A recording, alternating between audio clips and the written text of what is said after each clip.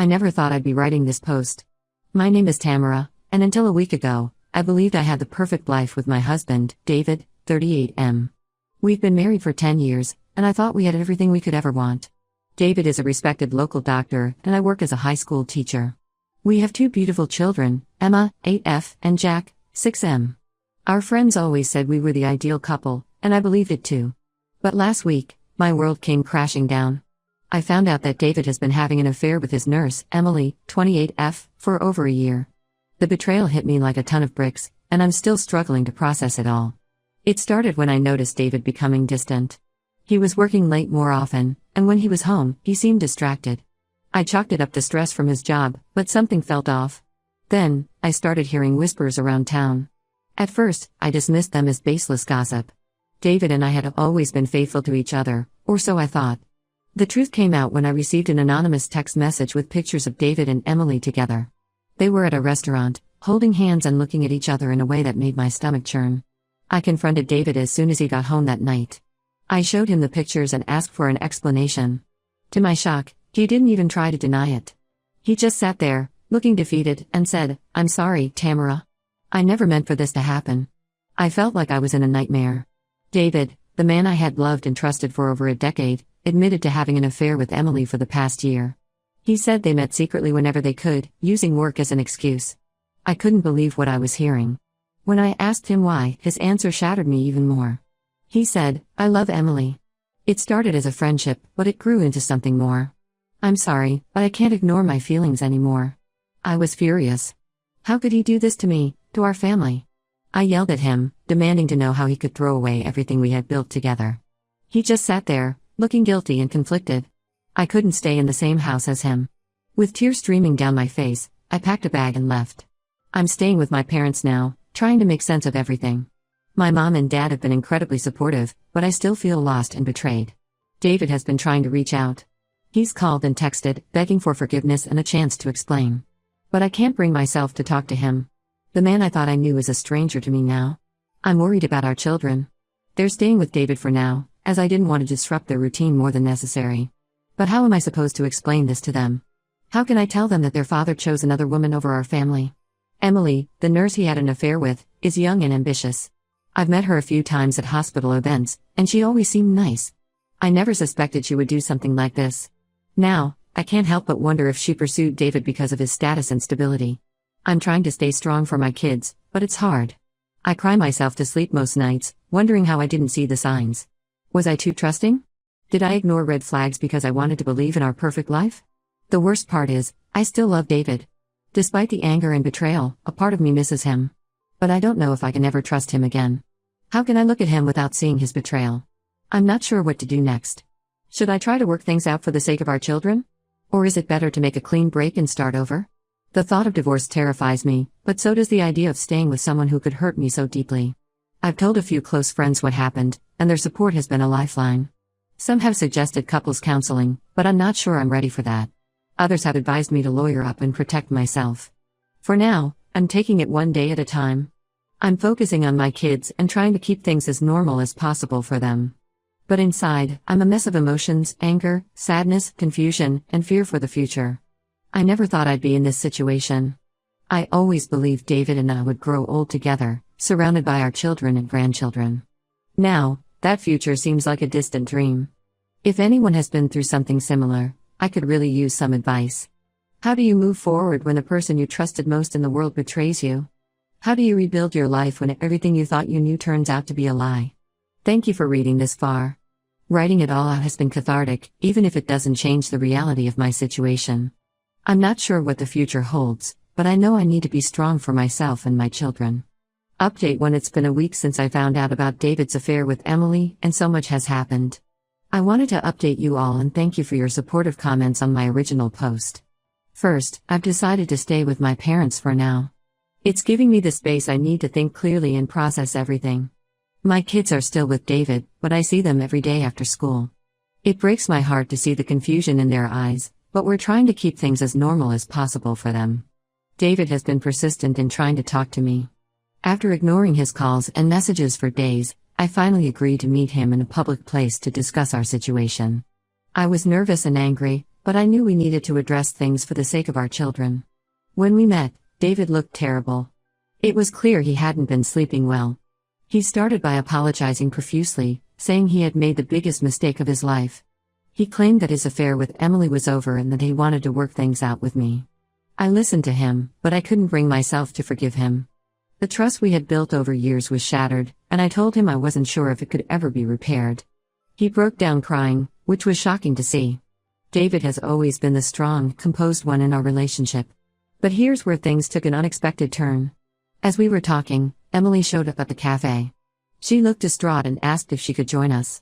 Against my better judgment, I agreed. Emily's story was not what I expected. She revealed that David had been lying to both of us. Their affair hadn't ended as he claimed. In fact, David had been promising Emily that he would leave me for her. She showed us text messages where David talked about starting a new life with her. I was stunned. Just when I thought the betrayal couldn't get any worse, it did. David sat there, looking pale and trapped. He couldn't deny the evidence in front of us. Emily then dropped another bombshell. She thinks she might be pregnant. She's not sure yet, but she's late and has been feeling nauseous. The possibility of a child born from their affair made everything even more complicated. I left the cafe feeling numb. The man I had loved and trusted for so long had been lying to everyone. He wasn't just cheating on me, he was manipulating Emily too. It was clear that David had been trying to have his cake and eat it too, stringing both of us along. The fallout from this revelation has been intense. Word of the affair has spread through our small town like wildfire. David's reputation at the hospital has taken a hit. I've heard rumors that the hospital board is considering disciplinary action against both David and Emily for their unprofessional conduct. As for Emily, I have mixed feelings. On one hand, she participated in the affair and hurt me deeply. On the other hand, I can see that she was also a victim of David's lies. She's young and made a terrible mistake, but David was the one who broke his vows and betrayed our family. My friends and family have been incredibly supportive. My best friend, Lisa, has been a rock through all of this. She's helped me look into my legal options and has been there to listen whenever I need to talk. I've decided to consult with a divorce lawyer. I'm not sure if I'm ready to take that step yet, but I want to understand my rights and options.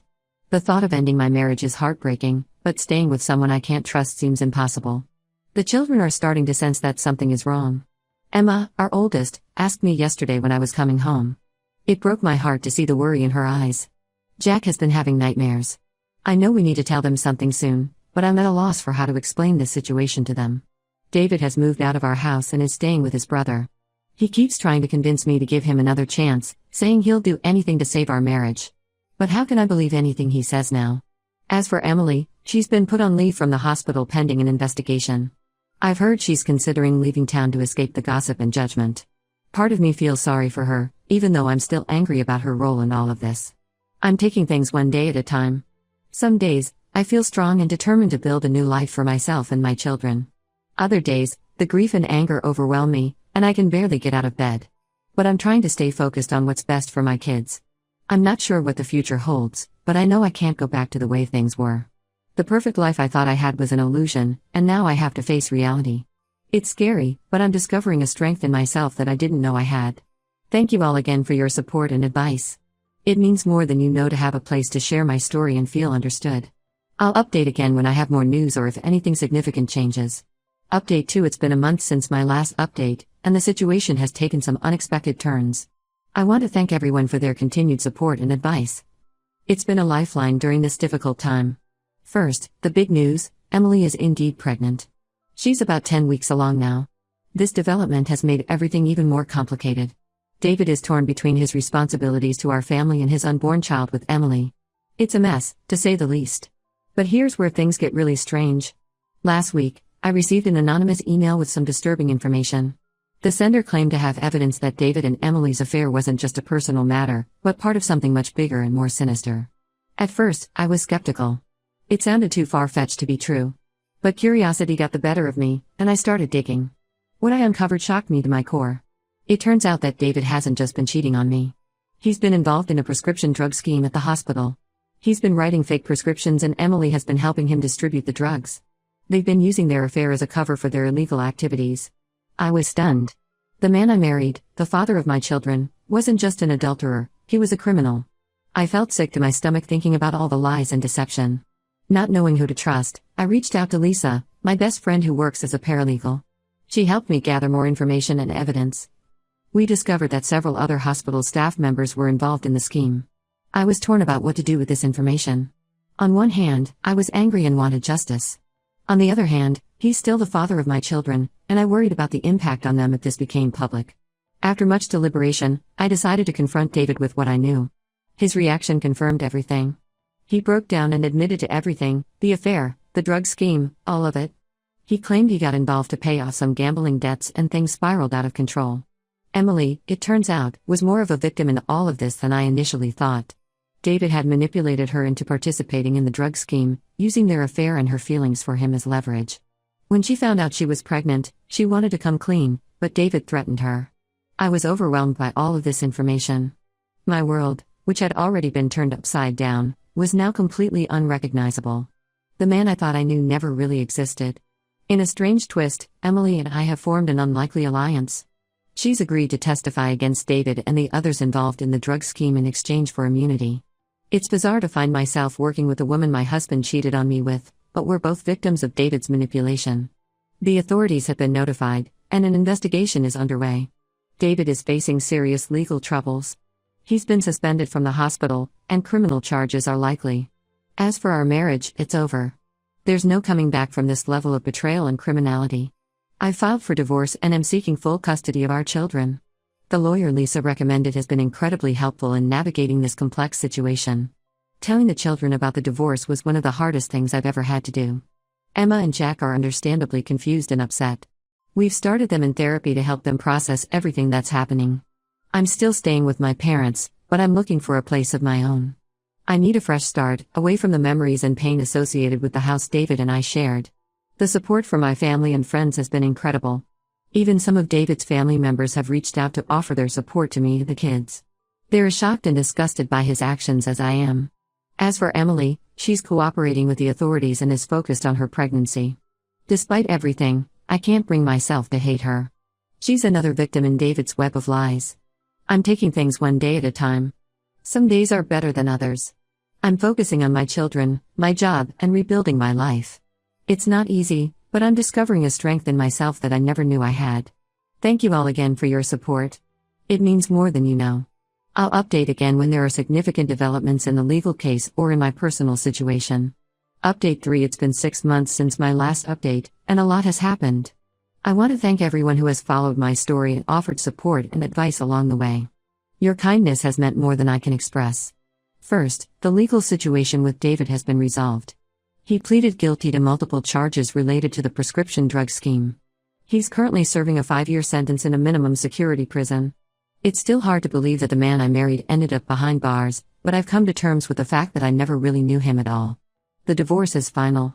I got full custody of Emma and Jack, with David having supervised visitation rights once he's released. The kids are still struggling with the situation, but they're in therapy and slowly adjusting to our new normal. We've moved into a new house, and it feels good to have a fresh start. Emily gave birth to a healthy baby boy 2 months ago. She named him Ethan. It's a complicated situation, but I've chosen not to harbor resentment towards an innocent child. Emily and I have maintained a civil relationship for the sake of all the children involved. She's moved to a nearby town for a fresh start and is focused on being a good mother to Ethan. As for me, I'm doing better than I ever expected. The past year has been the hardest of my life, but it's also shown me how strong I can be. I've returned to teaching full-time and have even started taking some evening classes to further my education. I've also started dating again, which feels both exciting and terrifying. It's a guy named Mark who I met through a local community group. He knows my history and has been incredibly patient and understanding. It's early days, but it feels good to know that I can trust and open my heart again. The children have met Mark, and while it's an adjustment for them, they seem to like him. Emma especially enjoys his dad jokes, which I find endearingly corny. Jack is a bit more reserved, but he's warming up slowly. I still have moments of sadness and anger when I think about everything that happened with David. But those moments are becoming less frequent and less intense. I'm learning to let go of the past and focus on the future. One unexpected positive outcome of this whole ordeal is that I've become an advocate for others who have gone through similar situations. I've started a support group in our town for people dealing with infidelity and betrayal. It's been healing to connect with others who understand what I've been through and to help them on their journey to recovery. As for David, I've chosen to limit my contact with him to matters concerning the children. It's not always easy, especially when the kids have questions or want to talk about him, but I'm doing my best to navigate this complex situation. Looking back on everything that's happened, I can hardly believe how much my life has changed in just a year. The pain and betrayal I felt when I first discovered David's affair seemed like a lifetime ago. While I wouldn't wish this experience on anyone, I've grown so much through this ordeal. I've learned the importance of self-reliance and the value of a strong support system. My parents, Lisa, and my other friends have been incredible throughout this journey. I don't know how I would have made it through without them. The children are resilient, but they still have their tough days. Emma sometimes gets angry and lashes out, while Jack has become more withdrawn. We're working through it together, and I'm proud of how they're handling such a difficult situation. I make sure to remind them every day that they are loved and that none of this is their fault. As for my relationship with Mark, we're taking things slow. He's patient and kind, and he understands that trust is something that needs to be earned over time. It's refreshing to be with someone who is honest and open about his feelings and intentions. I've also been focusing on self-care and personal growth. I've taken up yoga and meditation, which have been incredibly helpful in managing stress and finding inner peace. I'm also planning to run a half marathon next spring, something I never would have considered before all of this happened. There are still challenges ahead. David will be released from prison eventually, and we'll have to navigate co-parenting. Emily and Ethan will always be a part of our lives in some capacity. But I feel equipped to handle whatever comes my way. To those who might be going through something similar, I want to say this: it gets better. The pain doesn't disappear overnight, but it does lessen with time. Focus on yourself and your children. Surround yourself with supportive people. Don't be afraid to ask for help when you need it. I'm not the same person I was a year ago. I'm stronger, wiser, and more self-aware. While I wouldn't have chosen this path for myself, I'm grateful for the growth and self-discovery it has brought. Thank you all again for your support throughout this journey. Your kind words and advice have been a source of strength and comfort. I may not update again for a while, as I'm focused on moving forward with my life. But know that your support has made a real difference in my life, and I'm eternally grateful.